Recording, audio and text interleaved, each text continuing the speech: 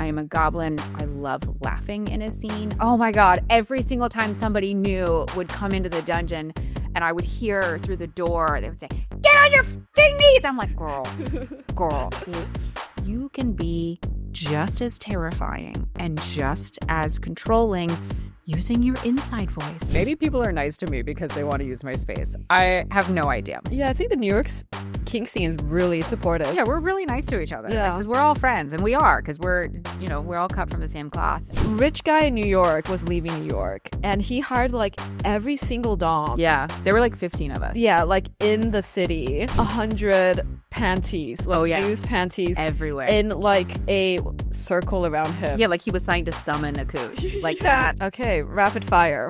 Favorite reward? Caning. Like there's no difference.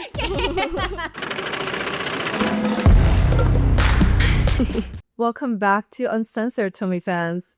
Today we have another powerhouse joining us, Mistress Shayla, a professional dominatrix, owner of Shayla at Chinatown, the dungeon, and an educator for 7 days of domination.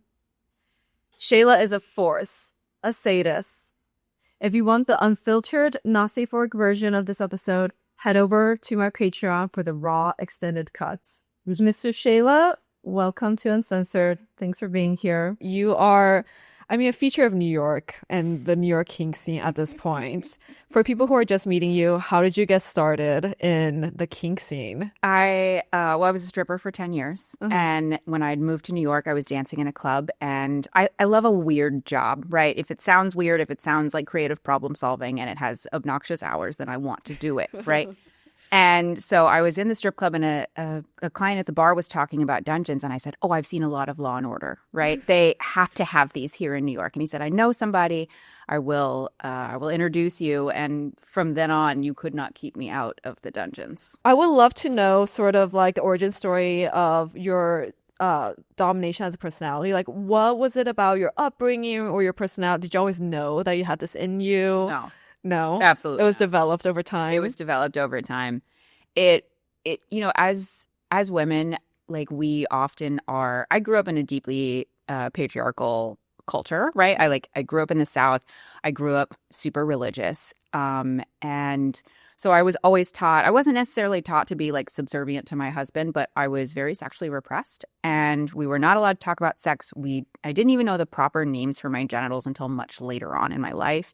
And it was taught that this was evil and that this was terrible and that, like, you should be saving yourself for your husband and that anything outside of penetrative sex between, like, heterosexual penetrative sex was forbidden, right? Yeah. And so, of course, me being me at a young age, I realized I'm going to be a slut. And that was loads of fun, right? That was loads of fun. Yeah. But I still had a lot of shame around it. I had a lot of unlearning to do. And also, like, being a woman raised in this society, and also I think being a woman, even if you're not raised religious, you're sort of expected to take on the submissive role. And so you have to unlearn that along the way. And I really credit my own style of domination to have come from the unlearning that I did in dungeons. Mm-hmm. And because the cool thing about when you first get started and you're in dungeons is the clients, like, you're not advertising for yourself. And so you can be a different person every day. And you could change your name, you can change your hair, you can change your outfit, you can change your style. And you can try on all the different hats until you find out what feels really good and authentic for you. And that is the only good thing about working in a dungeon. But it was really cool to be able to iron that out along the way and figure out that when I first came in, I was like, I'm going to be corseted. I'm going to be stern. I'm going to be mean. I'm going to smack people around. And now I realize that, like, I am a goblin, right? I am a goblin. I love laughing in a scene. Yesterday I was telling somebody about how I love creative problem solving. And they just said to me, no, you're a creative problem creator. See? And I said, oh, yes, I guess I am. And so, like, that came very naturally over time and feels very authentic without being too, like, I can be on in scene and on with my friends without bringing all of that back into my home life. Mm-hmm. I've had partners over the years who were like, are you going to the party or is Shayla going to the party? Because if Shayla's going, I'm going to stay home. I'm terrified of her. So being able to separate that really made things feel a lot more authentic, both at home and at work. Yeah. Did you have a moment starting off when you were figuring out these different role plays and there was a scene that you're like, I'm having so much fun. This is absolutely, it's not just a performance, it's like who I am as Shayla. Oh yeah. Oh yes. Oh man. I have one of my favorite clients. We do the most unhinged role plays. And at first they were sort of on the spectrum of role play and your typical, stereotypical role play, if you will. Yeah, like teacher, student, doctor, patient. Yeah. And then over the years, we just sort of got more and more unhinged about it. And one of my favorite we've done crazy role plays. We do something for the Olympics every year. We've done one of my Okay, we got to circle back to yeah. Oh yeah, we've done the Olympics. We've done the dangers of overfishing as a concept. We've done a trip to the baseball stadium, not watching baseball, not playing baseball, just visiting the various places in the stadium. One time we had a funeral for my shoes, and then I made him into a new pair of shoes.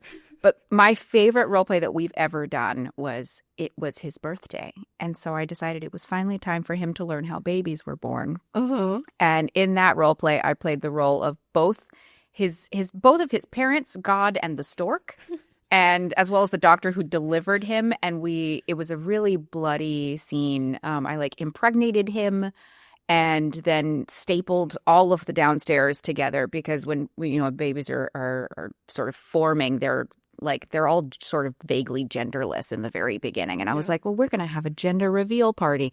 And so I'm yanking staples out of his scrotum while the circle of life is playing in the background. And I felt like God in that moment. Oh my God, that's so amazing. It was amazing. Okay, how do you get through all those costume changes, if there's costume changes for a scene like that? I fall apart about halfway through. I'm always losing my shoes in the beginning. I'm just like, you like feet, I like to not be wearing heels, so let's go. I'm gonna take these off in the first 15 minutes. You're gonna suck these toes.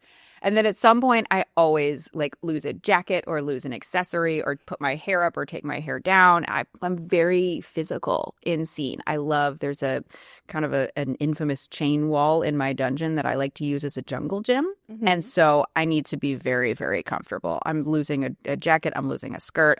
By the end of it, a good session for me ends with me wearing a bra and panties and one glove left over. And everything else is just in a pile on the floor. Just a hurricane has come through. Yeah. Oh, absolutely. You can take the titty bar out of the girl, but you'll never you can take the girl out of the titty bar, but you'll never take the titty bar out of the girl. Hell yeah. I am constantly trying to be as possible everywhere. Okay, what is the Olympic role play each year? It changes. So we've done it, I guess, twice now, 3 times now. I don't know. I don't remember if we've done Winter Olympics or not. Actually, we've just seen each other so much for, I guess, 6 or maybe 7 years now. But one of them was rhythmic gymnastics that involved whips. There was a weightlifting competition which involved testicles and massive kettlebells. On his balls. On his balls. And could he lift it? Yes. Oh, surprisingly, dragged it across the floor. Yeah, I was really proud. It. I was really proud. It was 20 pounds or something ridiculous. Really dedicated to the bits. Yeah, it was gorgeous. It was the first and last time I lit someone on fire. I realized in that moment that it was terrifying and I never wanted to do that again. Was he the torch? He was the torch. Okay. We had to start off with the torch. You can't have the Olympics without the torch lighting. And he was like, that was cool. And I was like, I never want to do this again. So we've done a lot of that. There's always some pony stuff. Classic. At one point, I was treating during the Winter Olympics, if you will, I was treating his there was a special edition of bobsled in the Summer Olympics one time. It just goes completely off the rails. I'm pulling every sports metaphor as I can out of it and assigning it to an activity. Yeah, and what's the overfishing one? There were a lot of fish hooks, uh-huh. So many fish hooks. Yeah. Also, I'm a monologuer in scene. We all know the type where you've got your strong silent type. You've got your type who just is talking when things need to be communicated. Me, I'm like a supervillain. I'm just sitting over here talking at them, just listening to myself talk. And talking about what's going to happen, what has happened. I'm like, remember when I did this thing and you squealed so loudly, and it's because your parents don't love you, because they don't tell you that they're proud of you, because you're a disappointment to everyone, to me, to your girlfriend, to your boss, to your all of the things. And like, it sort of all comes together, right? And this is why I have to like take your anal virginity. And I will do this for hours, right? I will do this forever. And it really gets me going. And I think that the people that I'm doing it with also really enjoy it. But I'm a big monologuer. And so it's easy to tell a story when you're just kind of like, he's strapped to the ground. What's he going to do? Not go somewhere? And I'm just like, and the oceans are ruined and the people are having trouble finding food. Generations are being wiped out. And then I put fish hooks in his. Amazing. It's really fun. Amazing. Do you have a favorite role play recently or of all time? I think this is a really difficult question. Oh man, the range you've done. I mean, yeah, that's the thing. As far as like role play goes, the thing that I love about role play is that it allows the person you're playing with to very easily like understand and communicate with you, right? Like doctor patient, like everybody has been to the doctor and they know what a doctor would say generally. They know what a patient would say generally. And so it's easy for them to communicate with you and to be a part of the story and be a part of the action, even if it goes completely off the rails, right? So if I come in and I'm gloved up to the elbow and I'm like, well, hello, it's time for your prostate exam. And then I get a whole fist in there and they go, I don't know that this is, and I say something like, this isn't covered by your insurance. They're able to participate in a way that makes them feel part of it. Like you're playing with each other. It's not just something I'm doing to you.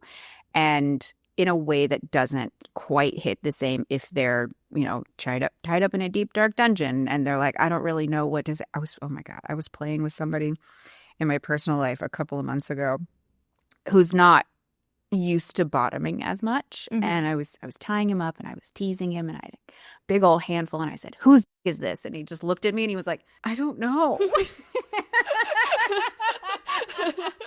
This utter state of confusion. We're in an utter state of confusion because he didn't know what to do in that moment. He goes, I don't know what she wants from me. And I mean, bless him, like we got there eventually and we had a great time, right? But it's if you would put that in the container of a role play, it would have been easier for him to know what to say in that moment and to play off the back and forth. And so that works out really, really well. But yeah, as far as favorites, I don't know. I always love an excuse to wear a cheerleader costume. Yeah. Always so fun. It's so fun. Yeah. It's so I mean, look at me. I look like a cheerleader. Yeah, the blonde hair, the titties, all of it. Yeah, I could do a high kick. Oh, it's great. Oh my God, I love that. Yeah. You run one of the most frequented dungeons in New York, and I go there all the time. What is it like running a space like that?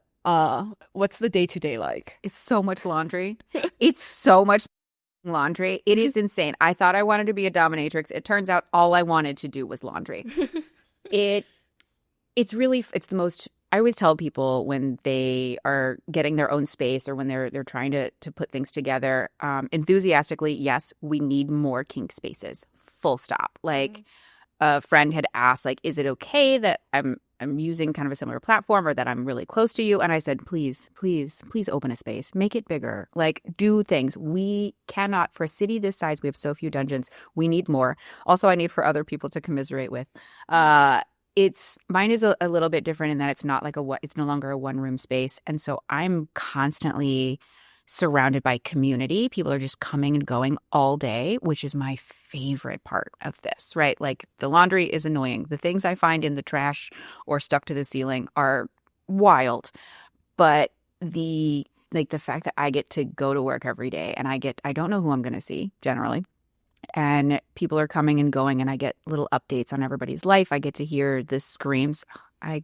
This is the thing that makes it all worth it. Sometimes I walk into the dungeon and it's a series of hallways. I mean, you've been there, but it's for those of you who've not been there, it's a hallway with a series of rooms. And there are sometimes magical days where I walk in and the rooms on both ends are booked and the screams of men in pain are just echoing through the hallway. And I just stand there and I go, this makes it all worth it. Yeah, and you're like, it's 8 a.m. on a Monday. This is not 11 p.m. This is 8 a.m. on a Monday before they head to work. So true. You nailed it. Yeah, Saturday nights in a dungeon are quiet as hell. 8 a.m. on a Monday morning. If it's a bank holiday, oh man. Oh man. President's Day is lit. Yeah. Oh my God. Oh yeah. Yeah. People would be surprised. Like there's so many 7 a.m. and 8 a.m. bookings. Yes. People are trying to like get it in before the workday starts. Oh yeah. Or like to like de-stress after a big meeting. Yep. All the time. That's what the de-stress after a big meeting or before a big meeting. Like there will be times where I'll do a scene and it'll be really intense and I'll have to lay on the floor for an hour afterwards. I'm like, woof, what we just did was intense.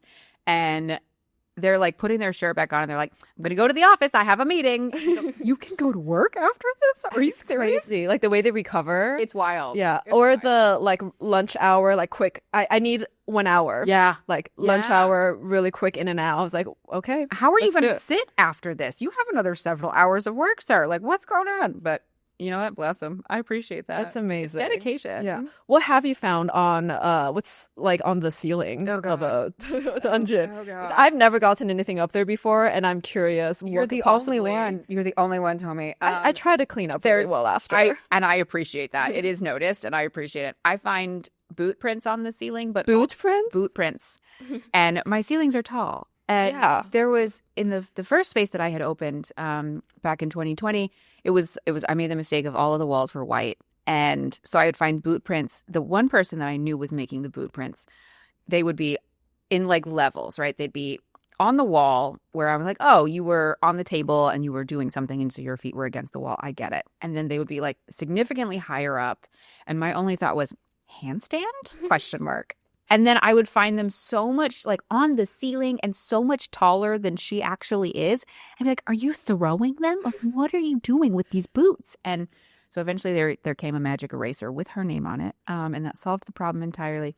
I find the thing about like gear in dungeons is I think I've bought maybe 2 dildos in my life and all of the rest of them just arrive, right? They just arrive because people buy them and then they don't like them, or they buy them and it's weird, or they receive them as gifts. And so they're like, I'm not going to use these. And so they leave them at mine. And of course, you know, they're sterilized.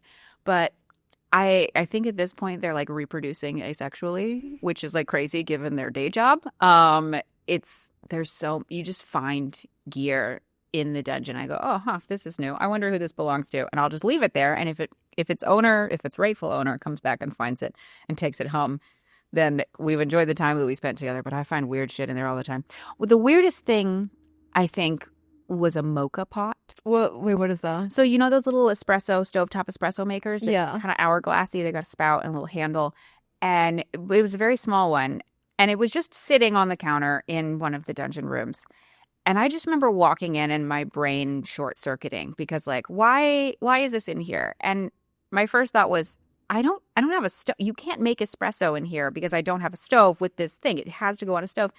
And then my second thought was, oh, well, maybe it was used for impact because it's metal. And then I thought, no, it's sharp on the edges. Why? Who has brought in this mocha pot? More importantly, why have they left the mocha pot here? It's when you see a dog wearing clothes, you're like, something about this is amiss and it's going to eat at me until I figure out who it was and why it's here. And it's probably some sort of, it wasn't even like somebody bought it, brought it in and then forgot it. It was used. It was a used mocha pot.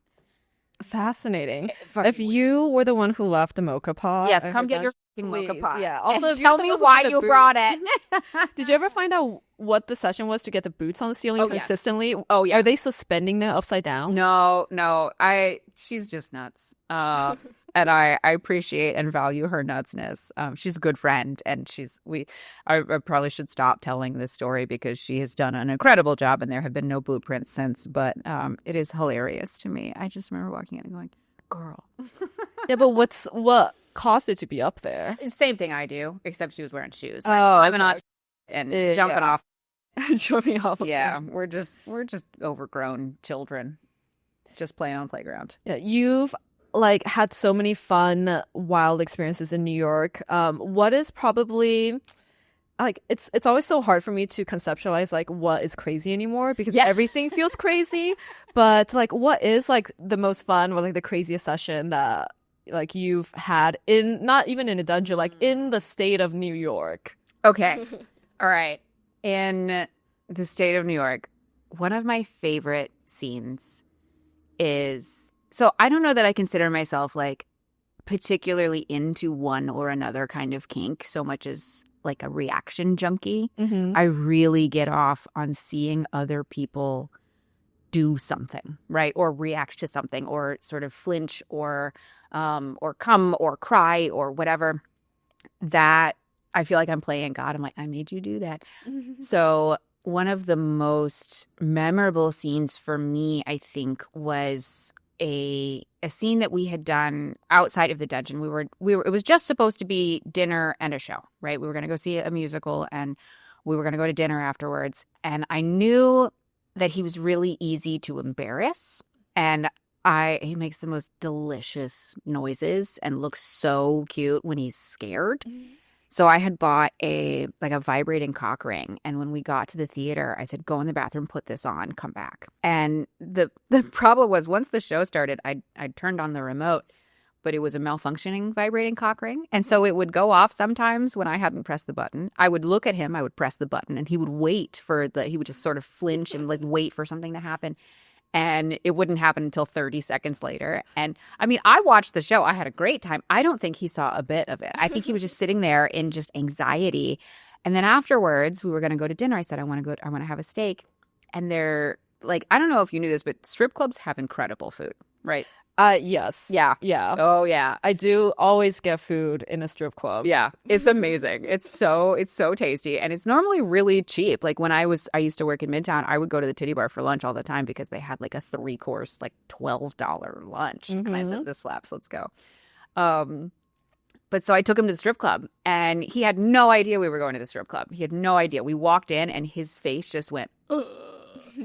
And I worked with the manager of that said strip club years back. And so he came in and he was like, "Oh, it's so good to see you." And that immediately put my client on edge. And he was like, "Oh, no, not only are we in a strip club, but like she knows the strippers." Oh, he's such a little shy boy. He's a very shy boy. It was very sweet. And so we had our dinner and I had every dancer come by and spit in his drink and he rubbed their feet. And I got a bunch of lap dances and he wasn't allowed anything. And then afterwards, we were both so worked out by this like power exchange that we walked to an ATM because he'd run out of cash and he needed to give me some of it. And I had him on his knees outside the ATM and he was about to leave for the evening and go back from whence he came. And I was going to go home. And it was like 3 a.m. at this point. And we'd had one of those little souvenir cups from the show that we'd gone to. And I like made him hold up his coat so that I could in the cup. And I handed it to him and I said, "Drink this." And he's on his knees in just like Midtown East somewhere at 3 a.m, like chugging a cup, like a kitschy theater musical cup full of my and begging to. And in that moment, I just leaned over and I was like, "No." And in reality, I wanted him to, but I also felt some type of way about making this man like next to the subway. I was like, what if there's people that come by? And I thought, I was like, oh, I really want this though. I felt like I was playing God in that moment. And I was like, I could make you do literally anything I want. Yeah. I could take everything. And that is such a good feeling. Yeah. We had such a good time. Oh man, that scene lives rent free in my head forever. Yeah. That's so much fun.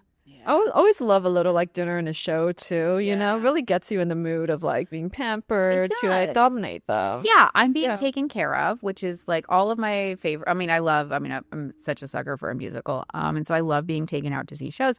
I love being taken to dinner. I love strippers and I love men that suffer. And so, and he was doing all of those things. He really just checked off the entire hierarchy of needs was met in that evening. And he did a good job. And he was just so on edge. And I just fed off it. It's such a good energy. Oh, I love that. That's so good. Were you there for that one like crazy panty session with like 20 different? Yes. Okay, can we talk about that? Yes, let's talk about that. Talk about that. Okay. So one of the sessions I had with Shayla, like this was a few years ago. Yeah. This rich guy in New York was leaving New York and he hired like every single dom. Yeah. There were like 15 of us. Yeah, like in the city. I know where the whales are. And there on I Want Clips. For over a decade, I Want Clips has been the home for big spenders and the top earners in fetish. I've been on the platform for years, and trust me, it delivers. I've had an amazing working relationship with I Want Clips. They flew me out to put me on a truck billboard. We had an amazing Christmas and Halloween shoot. And this is the platform if you want to make it in the fetish clip industry. Join today and use code Mx Tomie for 15% off your entire cart. And if you're an artist, you'll get a whopping 90% revenue share for your first 3 months. And we all like piled into this, like the elevator opened up into his home. Like he had the penthouse. The penthouse, whatever. We all piled into this like elevator. It opened up into his penthouse, and he had like 100 panties, like loose panties everywhere in like a circle around him. Yeah, like he was trying to summon a coot. Like yes, exactly. And this session was only 30 minutes long, and we all just like threw our panties at him, yelled at him, made fun of him, and then like all like piled back into the elevator and left. All like it was like a swarm of bees. We came and then we left. Yeah, it was so fast. It was so quick. I have never had that experience again, but this is why I love New York. I love that. Like the insanity of these things. Like, and of course it was like Union Square on a Tuesday. Yeah, and Union Square penthouse on a Tuesday. Nobody downstairs knew what we were doing. Nobody had a clue. Everyone was going on about their day, and here's this man just like jerking, and we're all just like locker room girl gang bullying this poor man. And I just remember the porn that he had. He had like the magazines, and I think it was like the Sears bra catalog or something really. Yeah, but also like 2 iPads. Yeah. That he was scrolling through. It was just like, it was basically like it's like a Gooner room, but without all the technology. Exactly. It's caveman Gooner room. I just remember him going, I'm gonna come so much, and then there being like 2 little spoots. I know. It was we're like all like, oh wow, for all of this. Yeah. Too little whatever. Too little. Ugh. Pathetic. It was so sad. Like all this, and you still can have like a regular load. Yeah. Seriously. Yeah. You got to take some zinc supplements, bro. Yeah. Get it together. You teach kink education courses and mentor new doms with 7 Days of Domination. What inspired you to take on that educator role?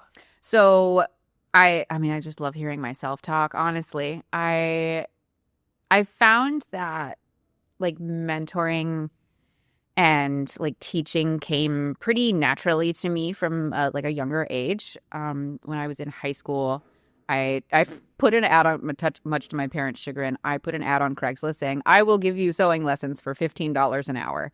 And then people were very confused when they came to my house, and it was like a 14-year-old girl being like, this is my living room, just inviting these strangers over to learn how to sew. And like that just sort of continued. I found that when I was working in clubs or when I was working other jobs, I would always take whoever was new sort of under my wing and, say, this is how we do things. This is how best to avoid pitfalls, common pitfalls, things like that. And so that really just evolved naturally. I always wanted someone to show me the ropes. And so I wanted to be the kind of person that I like wanted or needed in the beginning of my career. And and people did take the time out of their day to teach me things. When I was a little baby dancer, when I was a little baby dom, people went out of their way to teach me things and to make sure that I had all of the information that I needed. And I just wanted to give that back in a lot of ways. So that evolved into 7 Days of Domination. 7 Days of Domination was actually just sort of a lockdown project. It was a thing we thought we'd do once, and all these years later, we're still kicking. So that's crazy. I also find that teaching is a really cool way to get really familiar with the material and to understand really why you do what it is you do by helping someone else, because we get set in our own ways, right? We really get set in our own ways, and we do things, daily that we're like, oh, this is, I don't actually know why I've always done it this way. I've just always done it this way. And so having somebody question why or what or how or what happens if really makes me feel sharp and feels like I am constantly learning from them. And that's so cliche to say, they teach me more than I teach them. But it's true. It's true. And so it's always really, really incredible to be able to sit and communicate with somebody and have them ask questions, and we'd be like, oh, hadn't thought about that before. Let's learn this together. Yeah, I really love 7 Days of Domination, and I highly recommend if you're, someone who wants more education To too. watch her class for 7 Days of Domination. I did do one class for it. Thank you. It. But 7 Days of Domination is great because I feel like there's such a plethora of like bad mentorship classes out there right now. And what you do differently is like, instead of being like, I am the authority of like what a dom is supposed to be, you invite a lot of different sex workers with a lot of different skill sets, with a lot of different play styles, and you just let them teach what they're good at and just show that perspective. Whereas a lot of these, oh my gosh, there's so many of these mentorship classes out there right now where they're like, I am the best luxury dom in the world, and this is how you make $1 million in 2 months. Those are all scams. Yes. Like, I love 7DOD because it's really grounded skill-based work. Thank you. And it really goes into like the day-to-day, like how do you, craft a good session? Yeah, what's the ugly part of this job? Yeah. How do we deal with the emails? How do we deal with the boundary crossers? It's not all just, stepping into your power and making that's a part of it, sure. But 90% of this job is emails. Yeah, exactly. Like it's little tips and tricks, like if you want to take off your shoes, but they're really into heels, slap a blindfold on them for the first 20 minutes. It's stuff like that. And, or wearing thick socks if you have pleasers on, or like never wear pleasers if there are carpets because you will break an ankle. Ooh. It's stuff like that people really need to think about. They make these little plastic they look like little top hats, and you put them on the end of your stiletto. They're meant for like weddings that are outdoors, so that you can wear stilettos and not sink into the grass. Yeah. But if you slap them on your pleasers, you can walk on carpets in the dungeons without tripping. Now you know. Or one that I really liked is if you have long nails, which a lot of us do, when you're wearing gloves, get like cotton and the tips of the gloves so that you can do like prostate or like sensitive play inside a person's body without scratching out their insides. Yeah. It's the little things. It's the little things. Well, and it keeps the new ones from becoming discouraged when you give them these information. Like, none of us were raised in a vacuum. Anybody who's teaching like a mentorship course, and I mean, there are some that are reputable and some that are not. But anybody who's teaching those things, none of them learned in a vacuum. All of the ones that I think are reputable, in my opinion, were essentially raised by their communities, just like you and I were, right?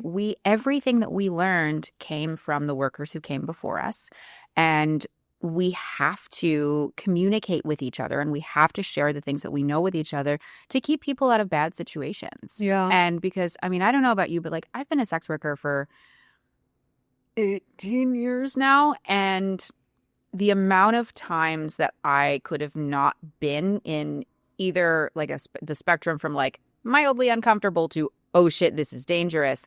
Like I have been in those situations as when I was much younger, more times than I can count. And it's really important that other people don't have to learn things the hard way like we did, right? And so having those things, like having that network, having that community of people who are going to share you all those little tips and tricks, but then also share the big things, like how are we keeping ourselves safe? How are we not doxing ourselves? How are we, dealing with like a dangerous client, but rent is due next Tuesday? These, like, how to sort of smooth things out and keep yourself safe in the industry, because it's giving people this knowledge and power and saying, you can do anything that you want, and here's how to control a man and blah blah blah blah blah, without giving them the practical advice to keep themselves safe is setting them up for, at bare minimum, embarrassment, and at worst, a physically dangerous situation. Yeah, and absolutely. It's not okay. What is one thing every new dom gets wrong when they're just starting out? Oh God. They're loud. They're so loud. They're so loud. I will never, oh my God. Every single time somebody new would come into the dungeon and I would hear through the door, they would say, get on your fucking knees. I'm like, girl, you can be just as terrifying and just as controlling using your inside voice as you don't. Screaming is not going to make you more powerful. They do that. They get really loud. They get really mean. They don't understand the types of humiliation. They get really mean. They get really intentional with stuff, which is awesome and extremely hot. However, there's a difference between you're a nasty, filthy little and like your parents don't tell you they're proud of you because they're not, right? There's a spectrum there, and The nuance of, making of someone it. feel bad. Exactly. And so they don't always get that, and they go for the jugular immediately. And I'm like, girl, it's a buildup. It's a buildup. You can go for the jugular at some point, but not in the first 8 minutes of your session. Yeah. When do you yell at a sub? Do you employ that tool, or is that something that's like not in your repertoire really anymore? I'm not a yeller. Same. It's annoying because I was a yeller as a teenager. Oh, all I knew how to do was yell and scream. That was it. And now that I'm an adult, I had someone who was a longtime client of mine asking if I could yell at him. He really just wanted to be berated by a hot, deeply angry woman. And I didn't have it in me. I was like caning him. And I was like, yeah, you dumb. You're terrible. Like just being loud, just screaming it. And I didn't even know what the fuck to say. I had no idea. It was completely gone. And I just thought, I understand that this is your fantasy and I love that for you and I want to facilitate this. It had been a long-term client who I had a lot of fun with, but I want to facilitate this for you, but I don't think I can do this. Mm-hmm. I'll have to get a script. I'll write a script. I'll practice it in the mirror and then we'll go to Yell Town. But it's not for me anymore. Yeah, I don't think I've ever, if I want to yell, I just bring a megaphone. Ooh. And it's so much louder and it kind of like has a weird jarring effect. But it has to be somewhere where it's very, very soundproof. That's chaos incarnate. Like you get into somebody's face with a megaphone. I love that. Just like, you're a bitch, but yeah, get a little reverb in there. Like it's coming through a vocoder. Yeah, like exactly. Oh, you'll remember that when your ear's ringing. I love it so much. Do you think that the community has gotten better at supporting sex workers' mental health and boundaries, or is that still an uphill battle? I think it depends on what community means in this context. Like, I'd say from the people that I know, let me preface this by saying, in New York, most of us know each other, right? We all live on top of each other. It's small real estate, big city. And so we know each other, we are familiar with each other, we get to know each other and there's our struggles, and we all have very similar like struggles or needs or wants or desires, and we're all at different places in our journey. And I think that the New York Dom community is pretty good at supporting mental health struggles and at least not actively malicious with each other and not actively nefarious with each other. Or maybe that's just me. Maybe people are nice to me because they want to use my space. I have no idea. In my opinion, this is the case, though. And yeah, I think the New York's kink scene is really supportive. Yeah, we're really nice to each other. Yeah, because we're all friends, and we are, because we're all cut from the same cloth. And it's not necessarily like that in other places. I'd say the kink scene at large in supporting sex workers' mental health is not as good as we are. I mean, of course, like we're always going to support our own better than like a civilian ever could. But I say that kink in general, like especially among the younger groups of people, like my boomers and my Gen Xers will not go to therapy for anything. The millennials are just now starting to go to therapy, and the Gen Zers have been in therapy since they were 12, right? And so that's cool, and that's nice to see. And so I think that supporting, like taking a mental health day is something that is understood by everybody. And so when you say that to somebody, they go, okay, cool.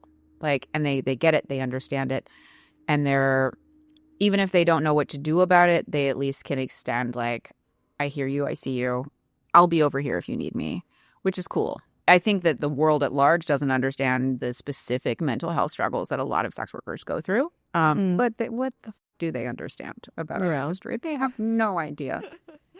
How has the kink community, the New York kink community, changed since you started? What was like, say 10 years ago versus now? We've lost a lot of spaces. After COVID, especially. And we've also lost a lot of in-person, like, one thing that I've noticed, and it's bittersweet, right? Because you obviously want to have safe parties, safe communities full of people that you know and love, but is the shift towards vetted parties. And so even parties that are not for professionals, kink parties, sex parties, things like that, those are, a lot of them are shifting to a vetted model, and which is great. We want to keep out people who are bad actors. We want to welcome in people who are thoughtful about their actions and interactions with other people. However, it really it does keep some people out. Somebody who's just moved here and doesn't know anybody, somebody who doesn't have a reference or even the know-how to get into parties. I mean, like, I run the dungeon, and I don't go to all the sex parties, but I have been to a fair number in my life. And I found out about one that had been running for like 5 years that I had no idea existed, and it was apparently pretty solid. And I just thought, What was it called? Upper Floor. I've never heard of that. Right, I'd never heard of it, and it had been around for a while. And I just remember thinking, wow, like, this is why, like, I'm literally in the industry, and I don't know about this. And so having, like, not being able to just throw things on FetLife and find just gnarly shit, in a positive way, gnarly shit, that's something that I feel like a lot of us have been sort of like separated over, or people who are just dipping their toes in. Or, I mean, honestly, I really loved the insanity of being able to roll in on a Saturday night to just some random party somewhere and check the vibes. Mm-hmm. It's obviously not great for somebody who's newer to this. Like, I know how to set boundaries early and often, and I love chaos. So that was always really fun to me, like rolling into like a swingers club at 10 p.m. on a Saturday night and being like, who are we gonna fuck up today? Like that really feeds me. But so I think that the lack of venues, we've lost.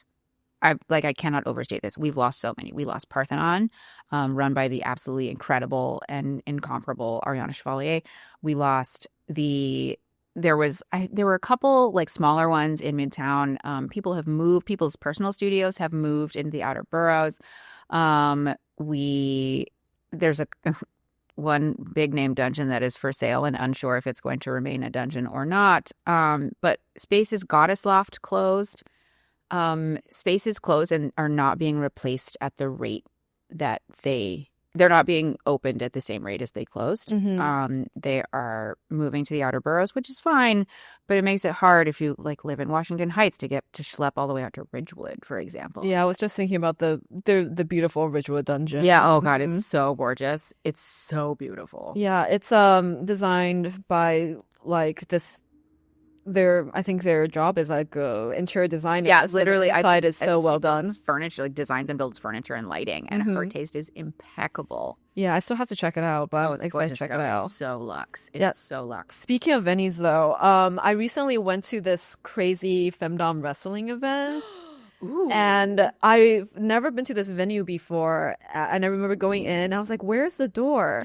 And there is no door. You go through this closet, and there's like, it's like Narnia. You go downstairs, and it's this like ring, and people wrestle there. Wild. Yeah. Cool. And I think like it's just harder to find online because of censorship and so much is word of mouth. Yeah. But when you find one, it's like, oh, now I know there's a weird Narnia closet space in the warehouse district. Oh, in the warehouse. Oh, yeah. I want to go to this wrestling party. Okay, I'll take you next time. Yeah, there's some. It's not like it's some pretty crazy wrestling. I love. Do you know Dasha? Yes. Yeah. She did a scene there performing it, and she like knifed a girl in the pussy, and it's dull, but like she didn't tell the crowd that it was dull. Oh yeah. And there was these two guys at this event, and they thought it was going to be actual like jujitsu wrestling, and they turned and looked at me. They were like, "Do you know what's happening?" And I was like, "Yeah, it's wrestling. This is why I came." They're like, "Oh, I didn't know it was going to be like this." Are there any fun parties that you went to recently that's particularly notable? You had a fun scene there? I'm trying to think. I've mostly been staying out of party spaces because I've been with the seasons changing. There have been a lot of like just things I've been doing, and I've been really tired. I've been traveling, and so I've been trying to stay away from parties as much as possible because it's hard to go to an event with civilians when like your Tuesday afternoon is much crazier than their Saturday night. Mm-hmm. And so at some point, although kink parties have really good spreads, like the cheese board at a kink party is I would go for that alone, honestly. I went to a femdom party in this was ages ago. I think it was in like March, but they do it every other month, I believe. And it was an incredible event because normally at a kink party, you just have a bunch of people sort of swarming around each other and you don't know anybody. And the icebreakers are generally kind of weird. Or you like meet somebody that you really vibe with, but then you realize that like they're a top and you're a top. And so now you have to add a third person into the mix and maybe your top styles aren't super compatible. But so I went to a femdom party and it was incredible because it was a CFNM party, a clothed femme male. And they did like a march of shame. Like the first hour was just hanging out. Everybody was clothed. Everybody was power neutral. And then after that hour, all of the men went to go get undressed, and then they were marched in a parade around the venue while we all like catcalled and cheered and whooped at them and, you know, flung towels like this. And then they all went into a pen. Like they got on these mats in the corner and they had to sit, and they were not allowed out of the pen unless a dom came over to get them. That's very, that's well organized. It was amazing. Yeah, you don't want loose men. No, you don't. Yeah. You sure don't. They don't know what to do with themselves. They have no idea. They need a job. Men need jobs, right? And so it was cool because they were wearing name tags, and on their name tags, it had like some general likes and then some hard limits. Mm-hmm. And so it was fun kind of like going shopping. Yeah. Right? And like picking out a pet. Yeah, I was picking out a pet. I was like going through and looking at their name tags and be like, no, no, ooh, come with me. Yeah. And so you would just put your leash on their collar and go do whatever. I mean, obviously, like they can say no to things, but everybody was having a good time. It's also the only femdom party that I've ever been to where there was almost an exactly 50-50 ratio of doms to subs. Oh. Like doms want to go to this party. Like I've been to countless femdom parties and been like, this feels like work. That one, loads of fun. Okay. Yeah. The ratio is always important. Yeah. Oh, yeah. Because whenever there's a party with too few subs, the doms swarm. They swarm. Yeah. The sub gets picked apart. And when there's too many subs and too few doms, it's like... It gets weird. Yeah, it gets really weird. There's too many sad boys in the corner, you know, waiting their turn. They're like, oh no, I'm not going to get picked tonight.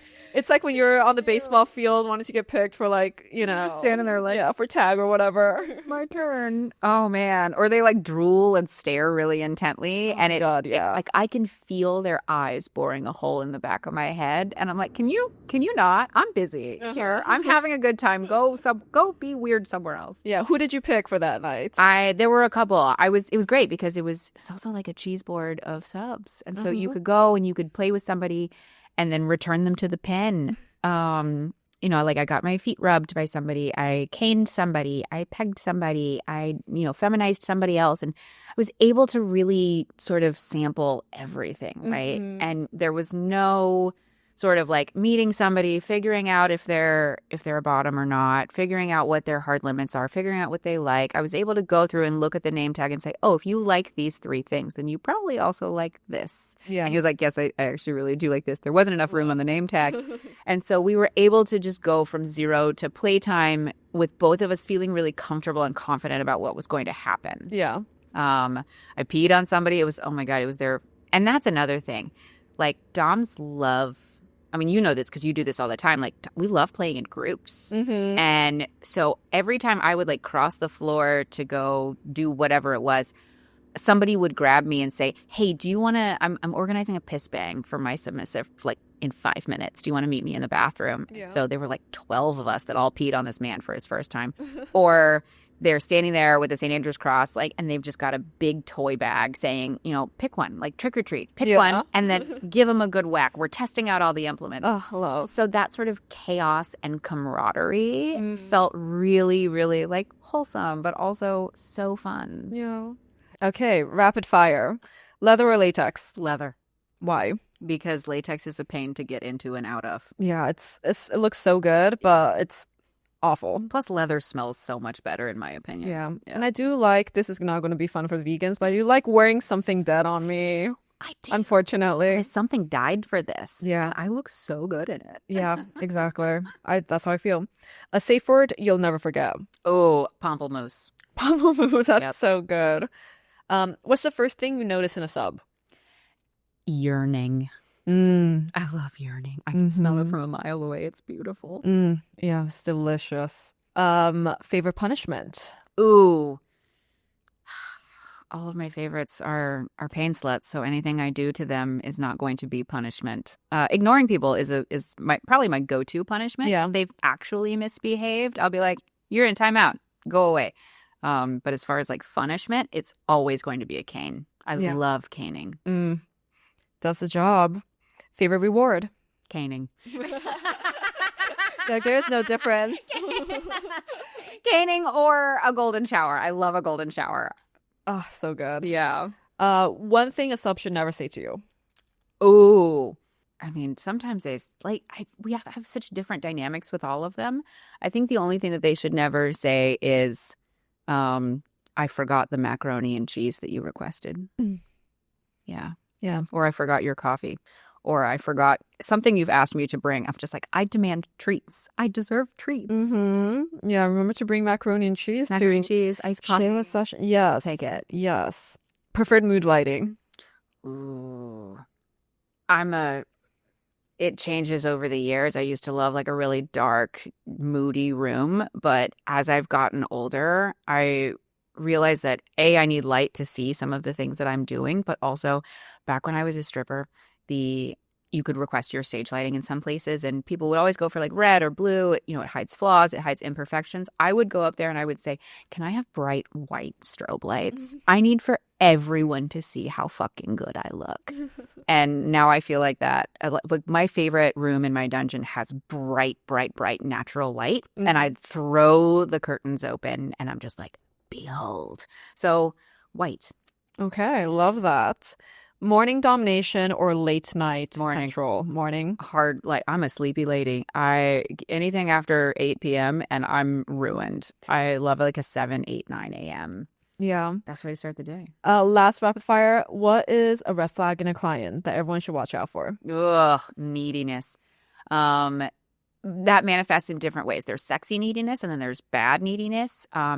Neediness as in like sending so many emails before I've had the chance to respond, demanding things or expecting intimacy, like emotional intimacy or vulnerability right from the get, or them sharing just dumping on you. That's a red flag. Them sending like messaging same day sessions are not always a red flag, but when it's like, how hard can you go? How much do you have all of this stuff? Blah, blah, blah, blah, blah. Before we've even negotiated like times, dates, prices, references, things like that.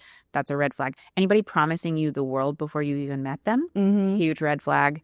Yeah. And just also like not being able to communicate clearly. There are plenty of like perfectly nice, normal, wonderful clients that I've had over the years that were not able to communicate things with me when we first met. And I was young and green enough to be like, I'll work through this. But now I'm not here to teach you how to say words. Like communicate your desires to me and I will give them to you, right? I love creative problem solving. I want to make sure that we're having an amazing time together and I don't know what you want unless you tell me. So it gets very frustrating sometimes. And on that note, what is next for Mistress Shayla? Ooh, Mistress Shayla dungeon is running really smoothly. Hopefully in the spring, we'll resume some of the 7 days of domination classes. I am hopefully going to be continuing to teach at conferences around the country. But I'm going to take some well-deserved time off. I'm going to use the winter to sort of like do a little bit of traveling and then settle down and come back refreshed in the spring. Amazing. Thank you so much for coming on. I really loved chatting, all the stories. It's been great. Thank you. I know where the whales are. They're on I Want Clips. For over a decade, I Want Clips has been the home for big spenders and the top earners in fetish. I've been on the platform for years, and trust me, it delivers. Join today and use the code Mx Tomie for 15% off your entire cart. And if you're an artist, you'll get 90% revenue share for your first 3 months. 90%. That is better than any other clip site platform out there. Thank you to I Want Clips for sponsoring this episode of Uncensored. Thanks for watching this episode of Uncensored with Mx Tomie. Don't forget to like and subscribe if you're a very good sub. And don't forget to follow me on TikTok, Instagram, Facebook, and Patreon, and all the other apps that I'm on. I'll see you on the next one.